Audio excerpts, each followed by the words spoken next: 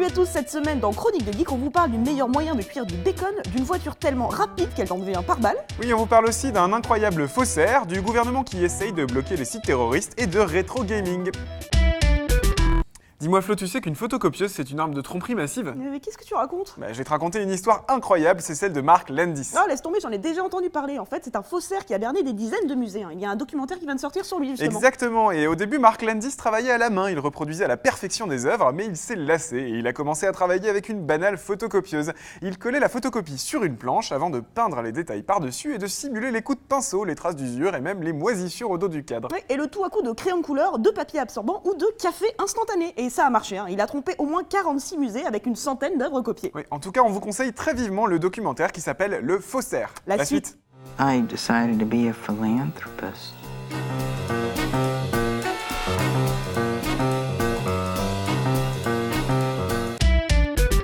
Flo, je suis désespéré. Mais qu'est-ce qui t'arrive? On dirait que l'histoire ne sert à rien. Le gouvernement a essayé de bloquer 5 sites internet pour apologie du terrorisme. Alors évidemment, le blocage est contournable en 2 clics. Il suffit simplement d'utiliser les services de Google. Oui, mais c'est pas tout. En voulant interdire ces sites, Manuel Valls et Bernard Cazeneuve leur ont offert une publicité inespérée. Et certains ont même été surchargés par le nombre de visites depuis quelques jours. C'est précisément ce qu'on appelle un effet stressant du nom de cet artiste qui avait essayé de faire supprimer d'internet une photo de sa maison. Elle avait juste réussi à rendre tout le monde curieux de la fameuse photo et qui s'était mis à circuler plus que jamais. Oui, sauf que là, on parle de terrorisme et on s'attendrait à ce que le gouvernement réfléchisse 2 secondes avant d'appliquer au web des méthodes qui datent de Richelieu.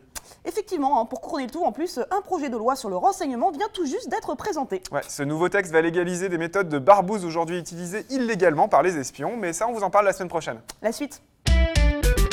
Oh, je t'ai pas raconté, il m'est arrivé une tuile en taxi, j'ai percuté un pigeon de plein fouet, ça a explosé le pare-brise et pourtant je t'assure qu'on allait pas vite. Imagine si tu faisais du 1600 km/h à l'effet qu'un petit caillou pourrait avoir. Mais 1600, pardonne-moi, mais la vitesse du son c'est 1224 km/h, alors à moins d'avoir voyagé dans le futur, je vois pas très bien de quoi tu parles. Je parle du projet Bloodhound qui tente de battre le record du monde de vitesse sur route. Dis donc à ce tarif, le moindre obstacle c'est la catastrophe, comme si une balle te traversait. Oui, surtout que le véhicule doit être extrêmement léger pour atteindre les 1600 km/h, mais les ingénieurs ont évidemment la solution à tout. Et oui, ils ont développé des panneaux spéciaux par balle en millions de fibres de verre tressées. Elles peuvent s'effilocher intentionnellement pour absorber l'énergie si elles sont frappées par un projectile. Ouais, pas très rassurant tout de même, mais on souhaite donc bonne chance à Andy Green qui va tenter de battre le record actuel de 1227 km/h. La suite.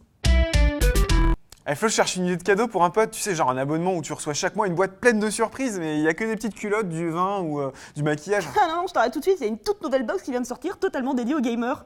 C'est super, je peux aussi aller à la Fnac et acheter directement les jeux, je passe, la suite. Non, pas la suite, revenez là, comment ça? C'est une box totalement dédiée aux jeux rétro, et puis ça te rappellera un peu ta jeunesse perdue. Bon, je vais passer sur l'insulte, mais tu veux dire qu'ils envoient tous les mois une cartouche d'un jeu de mon enfance? Oui, c'est exactement ça, et tout ça grâce à Cathy, une intelligence artificielle qui saura ce que tu aimes, ce que tu as déjà, ou même les consoles qui t'intéressent. NES, Nintendo 64, Game Boy, Sega Mega Drive. Tant pis pour mon pote, moi j'y vais, j'en prends une pour moi. Bon alors pour ceux que ça intéresse, ça commence à partir de 30 € par mois, la suite, mais pour de vrai. Bon dis-moi Guéry, comme c'est l'heure de manger, écoute, je te propose un plat type, genre du bacon grillé. Carrément, écoute, j'ai un petit creux, je vais chercher la poêle à frire. Non, trop conventionnel pour Chronique de Geek. Moi je veux plutôt faire ça comme ce tireur professionnel, regarde. Il prend un M16 en fait, il met une tranche de bacon autour du canon et... putain, regarde, c'est mieux. Nothing wrong with that.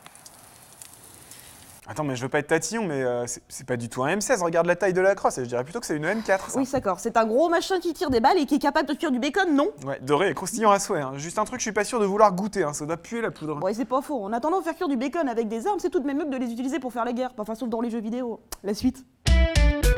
C'est tout pour cet épisode de Chronique de Geek, et sinon vous savez à quoi sert Internet Explorer? À télécharger Firefox. Bon alors Guéry, on essaie de se faire du bacon au M16? M4, Oh, c'est bon, si tu veux, chipote pas, t'as les flingues. Ouais. On goûte? D'accord, c'est donc parfaitement dégueulasse.